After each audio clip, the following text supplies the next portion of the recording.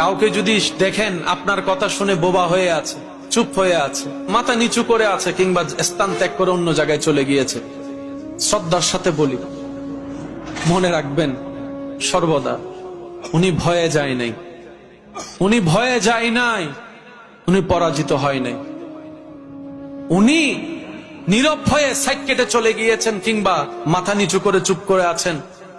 উনি চাচ্ছেন আপনি মনে কষ্ট পান, না হয় জবান ওনারও আছে, মুখ ওনারও আছে, যে কথা যে লেভেল আপনি বলেছেন সে শব্দের ডিকশনারি হয়তো আপনার চাইতো ভারী ওনারও আছে, কিন্তু উনি চাচ্ছে না ওনার মুখের সে তলোয়ারের আঘাতটা আপনার হৃদয়কে ক্ষত বিক্ষত করুক, সবার সামনে আপনার ইজ্জত কমে যাক, আপনি অপমানিত হন।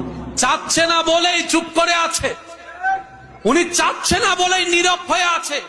আর এইদিকে উনি ধৈর্য ধরে নীরব হয়ে আছে, ওদিকে ওনার পক্ষ থেকে আল্লাহ ফেরেশতা দিয়ে উত্তর দেয়া হবে। সুবহানাল্লাহ।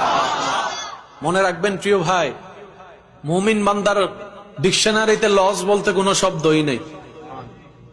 মুমিন বান্দার ডিকশনারিতে লস বলতে কোনো শব্দই নাই। মুমিন বান্দা কাটার ব্যথা পাইলো গুনাহ মাফ হয়ে যায়। মুমিন বান্দা উপবাস থাকলো আল্লাহ তাআলা রিজিকে বরকত এনে দেয়।